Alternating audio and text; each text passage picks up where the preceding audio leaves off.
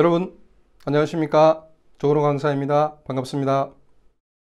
오늘은 기후 이야기를 해볼까 합니다. 요즘 날씨가 예전과는 많이 달라졌죠. 폭염과 폭설, 집중 강우, 태풍, 산불, 북극 한파와 같은 이상기후 현상이 자주 발생하고 있습니다. 과학자들은 지구온난화에 의해서 북극과 남극 그리고 그린란드의 빙하가 빠르게 녹고 있고, 그로 인해서 해수면이 상승하여 머지않아 전 세계의 많은 도시가 바다 밑으로 사라질 것이라고 합니다. 그리고 이런 현상이 온실가스에 의한 지구온난화 때문이라고 얘기하죠. 그리고 지구온난화로 가까운 장래에 돌이킬 수 없는 큰 재앙이 우리 인류에게 닥쳐올 것이라고 경고합니다. 그렇습니다. 앞으로 우리에게 다가올 재앙은 먼 미래의 문제가 아니라 당장 눈앞에 다가온 현실입니다.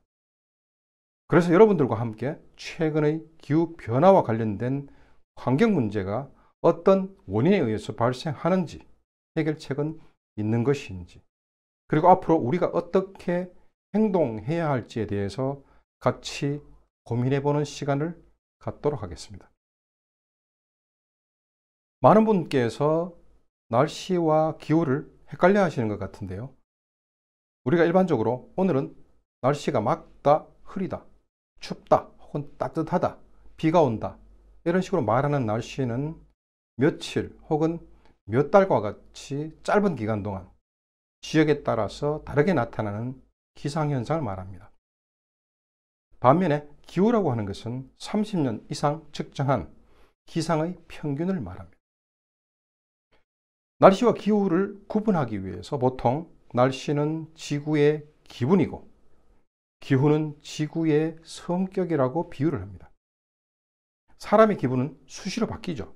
기분이 좋았다가 나빴다가, 사람의 기분이 수시로 변하는 것처럼 날씨도 수시로 바뀌는 것이 정상입니다. 반면에 사람의 성격은 좀처럼 바뀌지 않습니다. 만약에 평소에 성격이 급하고 다혈질적인 사람이 갑자기 차분한 성격으로 바뀌었다면 이상하겠죠. 기후도 마찬가지입니다. 기후는 쉽게 변하지 않습니다. 그런데 무슨 일 때문인지 기후가 변하고 있습니다. 과학자들은 기후 변화에 관한 정부 간 협의체인 IPCC 평가 보고서를 통해서 기후가 변하고 있고, 그 이유는 인류가 사용하는 화석 연료량이 급격하게 증가했기 때문이라고 말하고 있습니다. 왜 이런 일이 일어나고 있는 걸까요? 그럼 기후 변화에 대해서 좀 더 상세하게 살펴보겠습니다. 우리는 지금 빙하 시대에 살고 있습니다.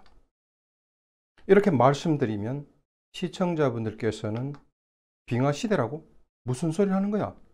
지구온난화로 기온이 올라가고 있다는데 무슨 똥단지 같은 소리냐? 하고 반문하실 수 있겠는데요. 예, 맞습니다. 우리는 분명히 빙하 시대에 살고 있습니다. 정확히 말씀드리면 빙하 시대 중에서 비교적 따뜻한 시기인 간빙기에 살고 있습니다. 일반적으로 빙하 시대라는 것은 지질학자들이 플라이스토세라 부르는 시대를 말합니다. 빙하기는 약 250만 년 전에 시작되었고, 얼음으로 뒤덮인 추운 날씨의 빙기와 비교적 따뜻한 날씨의 간빙기를 주기적으로 반복되었습니다. 그러다가 마지막 빙기가 약 1만 1700년 전에 끝나면서 기후가 안정되고 따뜻한 홀로세가 시작됩니다. 빙기 동안 지구 평균 기온은 오늘날보다 섭씨 6도 낮았고 해수면도 120도 낮았습니다. 그래서 이때는 러시아와 북아메리카 사이의 베링 해협이 육지로 연결되어 있었고, 약 10,000년 전에 인류는 걸어서 아메리카 대륙으로 건너가게 됩니다. 그리고 우리나라의 서해안과 남해안이 육지여서 중국과 제주도 그리고 일본을 걸어서 이동할 수 있었다고 합니다. 그리고 이때는 지표면의 식물은 절반 이하로 줄었으며 대기 중 이산화탄소 농도는 3분의 1로 줄었고 메탄도 절반 정도였습니다. 그리고 지난 250만 년 동안 50번의 빙기가 있었는데요. 250만 년 전부터 100만 년 전까지는 4만 1000년마다 빙기와 간빙기가 나타났고 100만 년 전부터는 10만 년마다 나타났습니다. 그리고 2만 1000년 전에 추위가 극에 달했던 마지막 빙기가 있었습니다.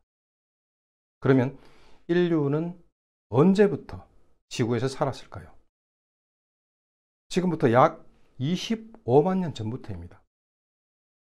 아프리카에 처음 나타난 현생 인류인 호모 사피엔스는 오랜 가뭄으로 사냥감들이 다른 지역으로 이동하면서 이들을 따라서 아프리카를 벗어나게 되고 동남아시아, 오세아니아, 유럽, 북아시아와 아메리카까지 진출하게 됩니다.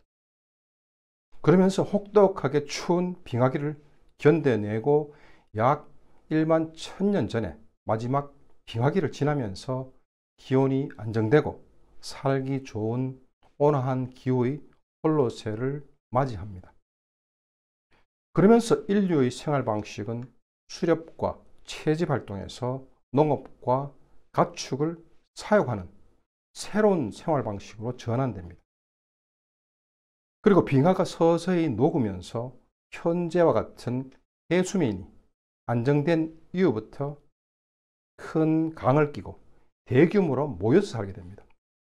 이때 이집트 문명, 메소포타미아 문명, 인더스 문명, 황하 문명과 같은 인류의 고대 문명이 탄생합니다. 그래서 인구가 증가하고 산림은 농경지와 도시로 바뀌면서 인류는 서서히 지구의 기후에 영향을 미치기 시작합니다. 그러다가 산업혁명이 일어나면서 결국에는 오늘과 같은 눈부시고 찬란한 발전과 경제적인 풍요를 얻게 됩니다. 지구에 살아온 수백, 수만, 수천만 생물종의 한 개종에 불과한 인류는 1만 년 동안 눈부신 발전을 이루어냅니다. 인류가 문명을 발전시키는 데 걸린 1만 년은 지구 역사 45억 년과 비교하면 아주 짧은 기간입니다. 호모 사피엔스는 이 짧은 기간 동안에 이전에 지구상에 살았던 어떤 생명체도 이루지 못한 엄청난 성과를 기록합니다. 반면에 인류가 현재의 문명을 이루어내는 과정에서 산업화, 도시화 현상으로 인구 및 화석 연료 사용량이 급격하게 증가합니다. 현재 세계 인구는 78억 명을 넘어섰고 우리는 매년 510억 톤의 이산화탄소를 배출하고 있습니다. 화석연료 사용으로 인해 발생하는 온실가스는 지구의 온도를 급격하게 상승시켰습니다. 잠시 머리를 식히기 위해서 과거로 시간여행을 떠난다고 상상해 보겠습니다. 인류의 고대 문명과 지구가 탄생하는 장면을 보기 위해서 말이죠. 과거를 향해서 한 발자국 내디디면 100년씩 과거로 갑니다. 먼저 첫 발자국을 내디디니까 인터넷이 사라집니다. 그리고 세계 제2차 대전이 벌어지고 있네요. 두 번째 발자국을 떼니까 산업혁명이 일어나고 있습니다. 이런 빠른 속도로 시간여행을 한다면 몇 발자국 안 가서 예수 그리스도와 석가모니도 만나 뵙겠죠. 그리고 불과 100발자국만 걸으면 드디어 인류의 고대 문명을 만나게 됩니다. 이렇게 걷다 보면 곧 공룡도 만나고 해질녘이면 지구의 최초 생명체를 만나보고 결국은 지구가 탄생하는 장면을 보게 될지도 모릅니다. 그래서 계산을 해봤습니다. 과연 언제쯤 지구가 탄생하는 장면을 보게 될까? 1초에 한 발자국씩 걷는다고 가정하고 하루에 10시간을 걷게 되면 계산해 보니까 1250일, 즉 3년 5개월을 걸어야 지구 탄생을 볼 수 있습니다. 인류가 문명을 이루어낸 1만 년이라는 기간은 지구 역사 45억 년에 비하면 너무나도 짧은 기간입니다. 그렇지만 인류는 그 짧은 기간 동안에 지구상 어떤 생명체도 이루지 못했던 상상도 할 수 없는 엄청난 만행을 저지르고 맙니다. 지구의 환경을 파괴하고 기후를 완전히 바꾸어 놓았습니다. 불과 1만 년 전만 하더라도 수렵과 채집을 하면서 지구 환경에 순응하며 살았던 나약하고 보잘것없는 영장류의 한 종에 불과했던 호모사피엔스가 말입니다. 지구를 완전히 망쳐놓았습니다. 그러면 과거의 기온은 어땠는지 살펴보겠습니다. 지금부터 과거 1만 년 동안 지구의 평균 온도는 섭씨 1도 상승하였습니다. 기후가 매우 안정적이었죠. 그러나 최근 100년간이라는 지질시대의 시간으로는 매우 짧은 기간 동안 지구 평균 온도는 섭씨 1도나 상승했습니다. 지구 평균 기온이 1도 올랐다고 무슨 문제 있겠어? 웬 호들갑이야? 하실 수 있겠습니다. 맞습니다. 일반적으로 하루 중에도 아침과 저녁의 기온 차이가 10도 이상 나죠. 따뜻한 나라와 추운 나라의 기온도 수십 도 차이 나는데, 그리고 다른 나라 여행을 다녀봐도 온도 차이가 큰 문제가 되지 않던데, 기온 1도 올라간다고 살아가는데 별 문제 있나? 하고 생각할 수 있습니다. 하지만 그렇지 않습니다. 단 1도 평균 기온이 상승했지만 기후변화의 영향은 엄청납니다. 평균 기온은 1도지만 추울 때는 엄청 춥고 더울 때는 엄청 추운 극단적인 날씨가 증가하고 있습니다. 폭설과 폭염, 폭우, 산불, 태풍, 해수면 상승으로 인한 침수, 식량 부족으로 인한 난민 발생, 그리고 코로나와 같은 전염병 발생과 같은 예기치 못한 자연재해가 자주 발생하고 있습니다. 그리고 이러한 자연재해의 증가로 인한 기아와 사망이 급격하게 증가하여 인류의 생존을 위협하고 있습니다. 그리고 이러한 기후변화로 인한 피해는 온실가스 배출과는 아무런 상관이 없는 저개발 국가일수록 심하게 나타납니다. 예를 든다면 기후변화로 인한 식량 부족으로 아프리카와 아시아 저개발 국가에서 기아로 인한 사망자가 증가하고, 시리아 난민과 같은 생존을 위해서 탈출한 난민으로 인한 문제, 남태평양의 산호섬인 몰디브의 해수면 상승으로 인한 국토 포기선언, 이들 국가는 온실가스를 배출하지 않았지만 가장 큰 피해를 입고 있습니다. 반면에 온실가스를 많이 배출하는 국가일수록 경제적 풍요를 누리고 있습니다. 기후변화를 일으킨 발생자와 피해자가 다릅니다. 그래서 기후변화의 문제는 공정하지 않고 정의롭지 않다는 문제를 지니고 있습니다. 그리고 무엇보다도 큰 문제는 바로 기온의 증가 속도입니다. 1만 년의 1도 상승과 100년의 1도 상승은 100배의 차이입니다. 시속 100km로 달리던 자동차가 갑자기 시속 1만 km로 달린다고 상상해 보십시오. 속도의 차이가 느껴지시나요? 기후변화에 관한 정부 간 협의체인 IPCC의 연구 보고서에 의하면 요즘의 기상이변이 기후변화 때문이고, 지금과 같은 추세로 온실가스를 배출한다면 2100년에는 지구 온도가 4도에서 6도까지 상승할 수 있다고 합니다. 그리고 기온 상승 추세는 더 가파르게 진행될 수도 있습니다. 북극과 러시아 지역의 영구 동토층이 빠르게 녹고 있습니다. 영구 동토층에는 지구 대기 중에 있는 온실가스의 2배가 묻혀 있는 것으로 알려져 있습니다. 만약에 영구 동토층이 완전히 녹는다면 그 안에 갇혀 있던 엄청난 양의 메탄가스가 배출되면서 급격한 기온 상승의 방아쇠 역할을 하게 됩니다. 동토층이 사라지면 단지 온실가스만 나오는 건 아닙니다. 고대 바이러스와 박테리아도 깨어날 수 있습니다. 만약에 부활한 바이러스로 신종 전염병이 유행한다면 면역력이 전혀 없는 현대 인류에겐 치명적입니다. 코로나19를 능가하는 팬데믹이 나타날 수 있다는 의미입니다. 바이러스의 부활은 이미 영화가 아닌 현실입니다. 폭염이 기승을 부리던 2016년 여름, 러시아에서 12살의 어린 목동이 탄저병으로 숨지는 사건이 발생합니다. 그리고 지역 주민 20여 명이 병에 걸렸고 술록도 2,000마리 이상 죽었습니다.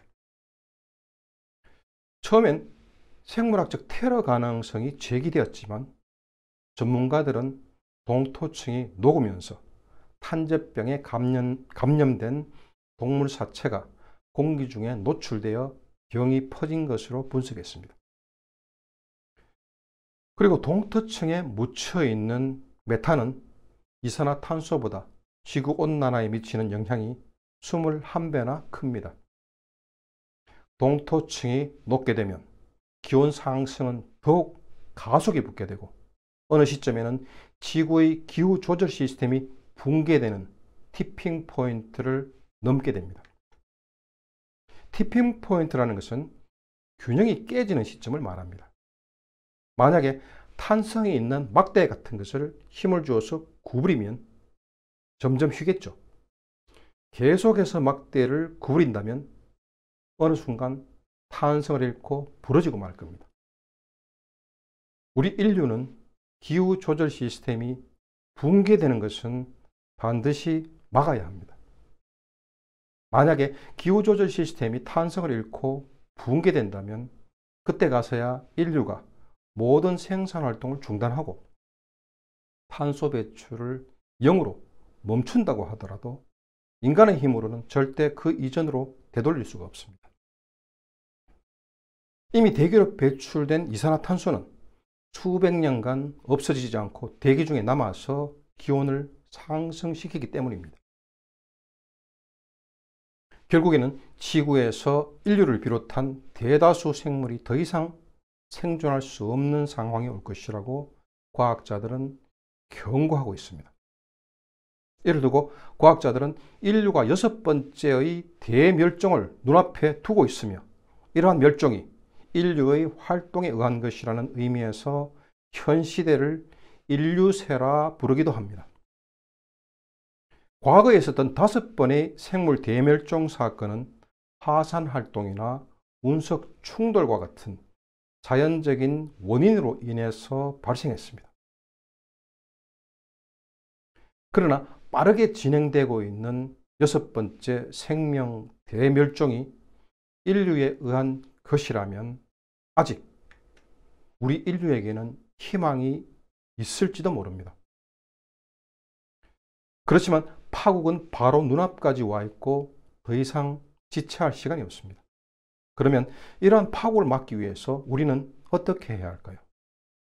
금세기 말까지 지구 온도를 2도 이내로 멈추고 최대한 1.5도 이내로 제한하기 위한 파리 기후 변화 협약이 금년 1월 1일 발효되었습니다.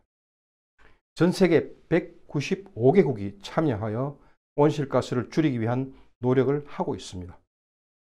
우리나라도 2030년까지 온실가스 배출 전망치보다 37% 감축하기로 국제사회와 약속했습니다.